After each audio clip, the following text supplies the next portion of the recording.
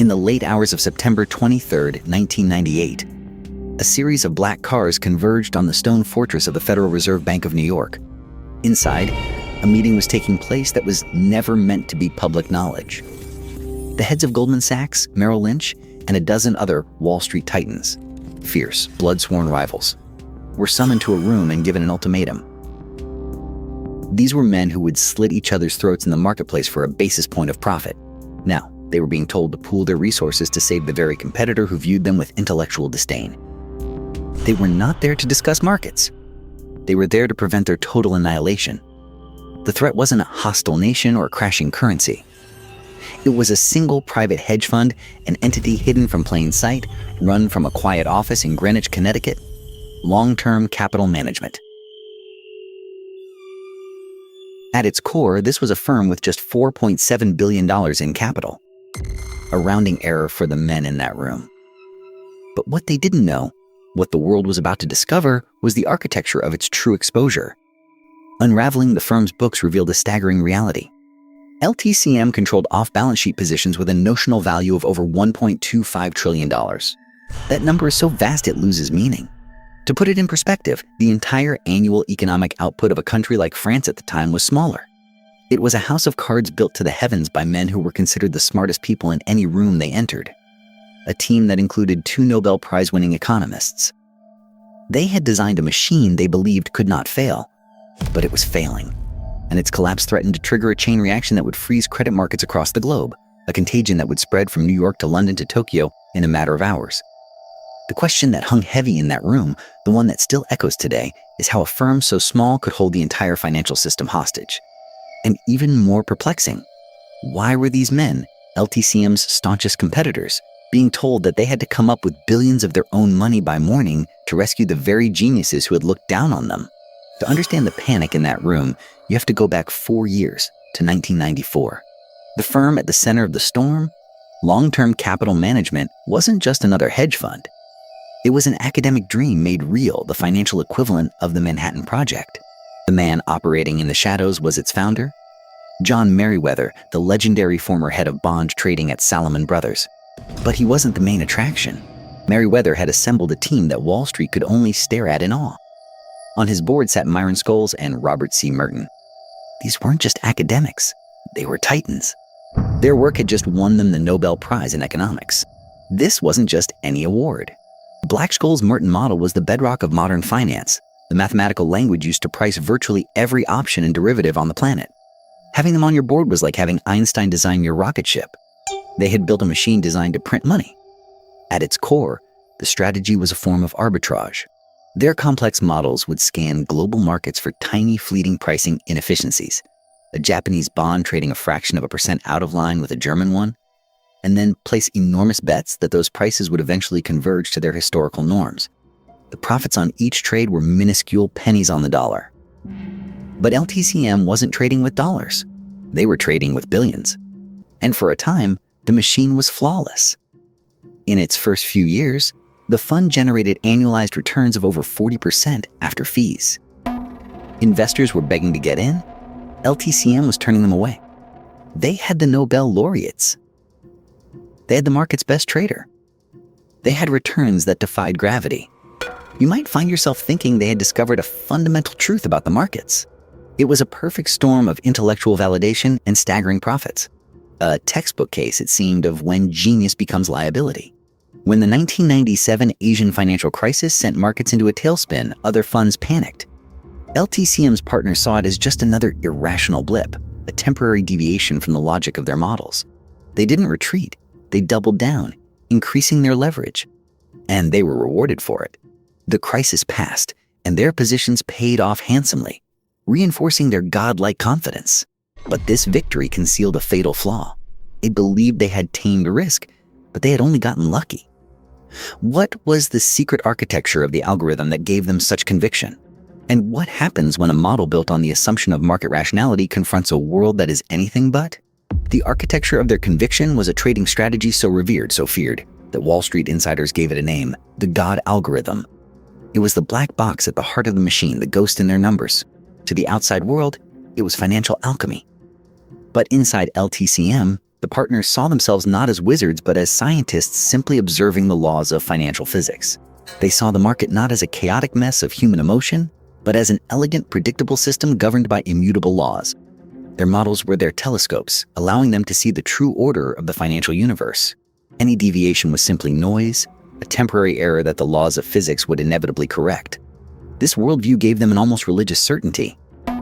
When regulators grew nervous about the fund's colossal size, John Merriweather famously told one, "We are not a nuclear bomb."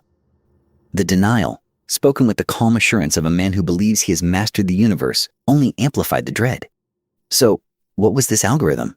What was the secret code that allowed them to place bets larger than the economies of entire nations? Well, that's where the story gets complicated.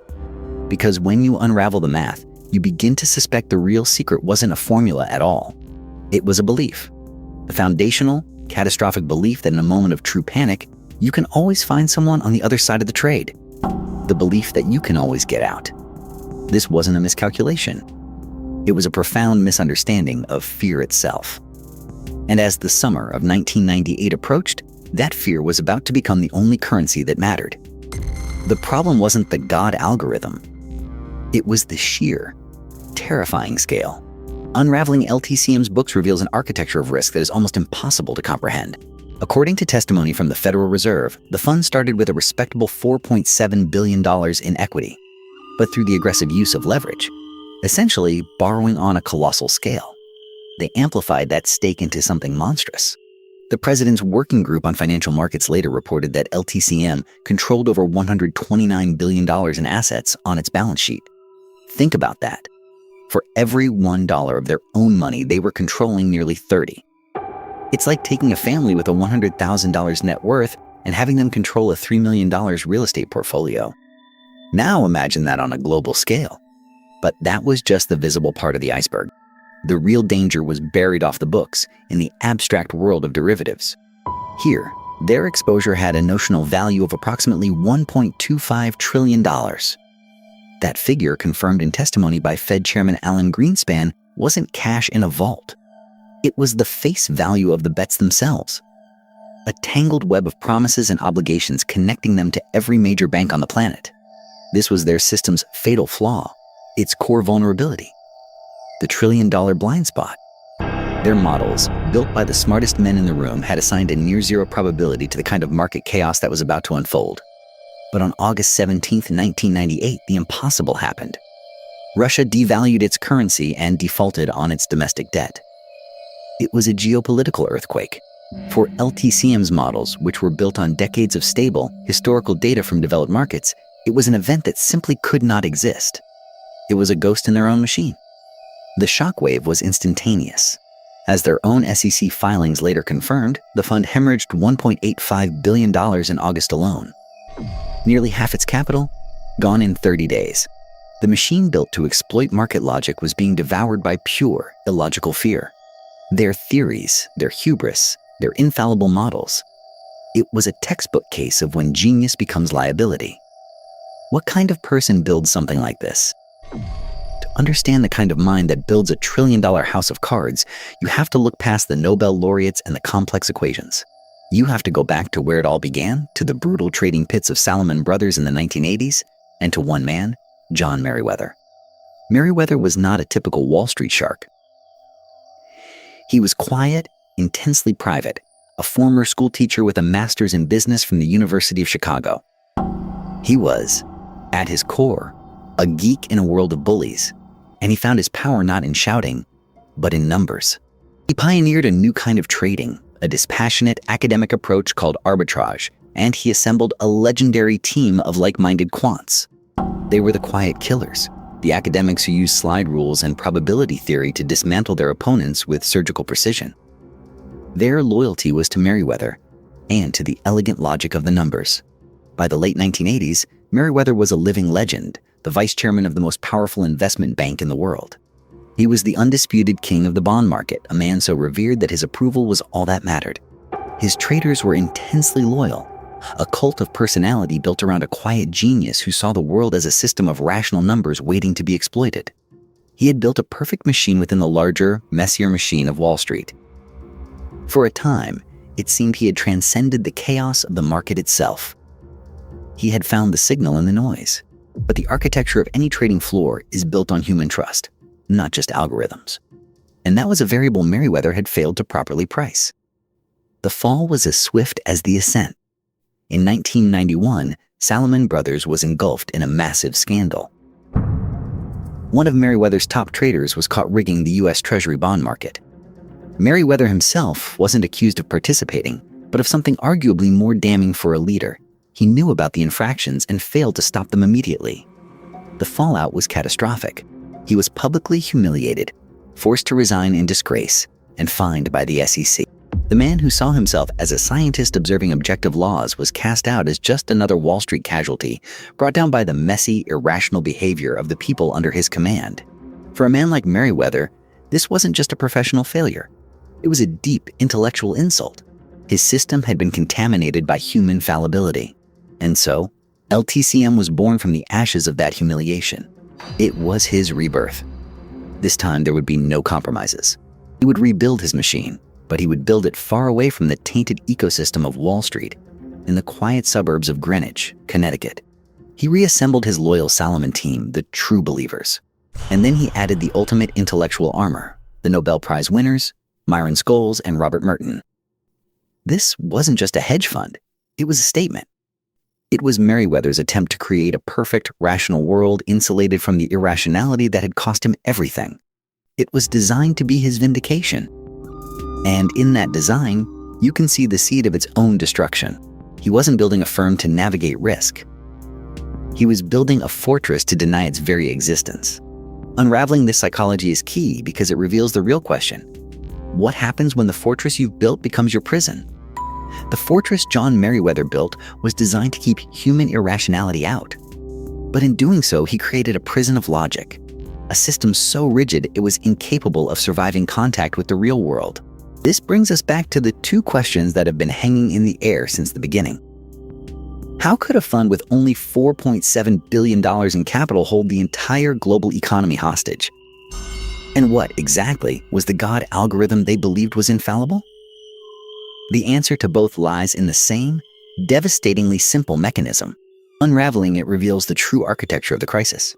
You thought the problem was their $129 billion in assets? That was just the ante. You thought the real danger was the $1.25 trillion in derivatives?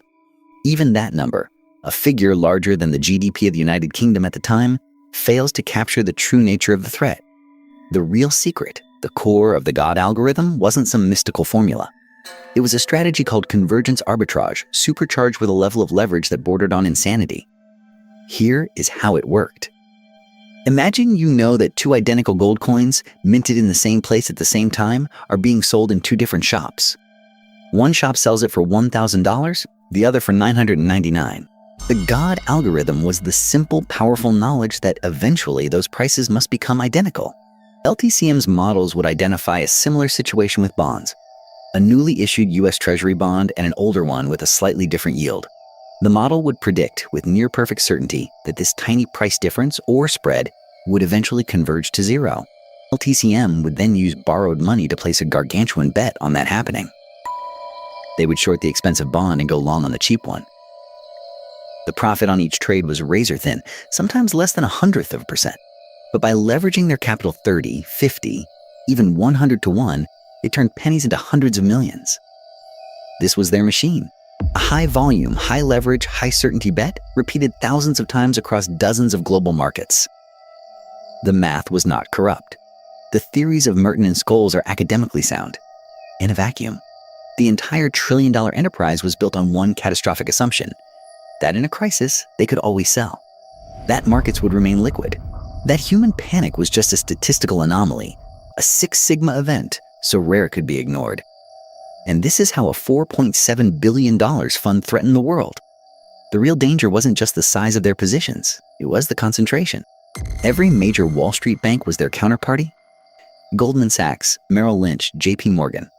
They were all on the other side of LTCM's trades, lending them the money to make the bets in the first place. LTCM had essentially placed the exact same bet with everyone. It was as if a single gambler had convinced an entire city to bet on the same horse. When that horse broke its leg, it wouldn't just be the gambler who was wiped out. it would be the entire city. This is the hidden truth of the God algorithm. It wasn't a tool for navigating risk. It was a system for exporting it.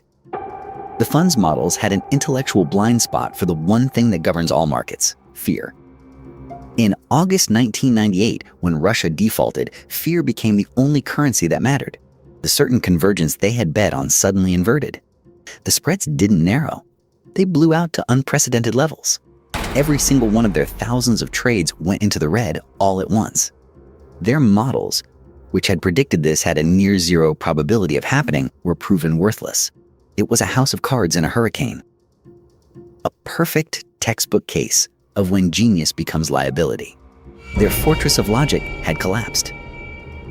The men who believed they had transcended the market were now at its mercy, trapped in a prison of their own design, holding positions so large they could not be unwound without igniting a global firestorm. With the system itself on the line, the question was no longer if they would fail, but who would be forced to pay the price for their arrogance. The scene is set. A trillion-dollar house of cards is swaying in the wind, and Wall Street's biggest names are trapped inside. This brings us to the final critical question. Why were LTCM's fiercest rivals, the very banks that stood to profit from their failure, forced to orchestrate the rescue? The answer is as simple as it is terrifying. The Federal Reserve gave them no choice. The fallout from LTCM's collapse wouldn't be contained to one firm. It would be a contagion, and they were all patient zero. On September 23, 1998, the New York Fed brokered the deal.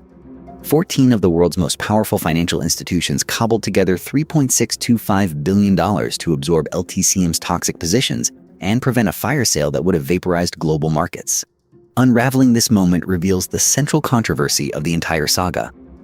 Was this a pragmatic act of firefighting, a necessary evil to save the global economy from the hubris of a few? The Fed certainly argued so. They saw a world on the brink where the failure of one firm could freeze credit, crash markets, and trigger a worldwide recession. In their view, they weren't bailing out a hedge fund. They were reinforcing the flood walls of the entire financial system. A messy, imperfect, but ultimately necessary intervention. But there is another, far more cynical interpretation. This wasn't a rescue. It was the birth of a doctrine, the moment an implicit guarantee became explicit policy. This was the invention of too big to fail. By stepping in, the Fed socialized the risk while keeping the profits private. It sent a clear signal to the market. If you become systemically important, if your bets are large enough to threaten the entire architecture of the system, you will not be allowed to suffer the ultimate consequences. You might find yourself thinking this sounds familiar. It's the same logic that would be deployed on a vastly larger scale exactly 10 years later. At its core, the bailout created a perverse incentive, a moral hazard, that would define the next decade of finance. The fallout for the Dream Team was telling. There were no criminal charges, no public trials. The partners lost the majority of their personal fortunes invested in the fund, but they were not ruined. The banking consortium that took over LTCM's positions spent the next year carefully unwinding them, and as markets stabilized, they ironically turned a small profit. John Merriweather, the quiet genius at the center of the storm, would go on to start another hedge fund a few years later. When asked what he had learned, one of the partners reportedly said their models weren't wrong. The world had simply been more irrational than they could have possibly imagined. It's a textbook case of villain denial, where the creators of the catastrophe see themselves as its primary victims. This story isn't just about a failed hedge fund from the last century. It's about the precedent it set.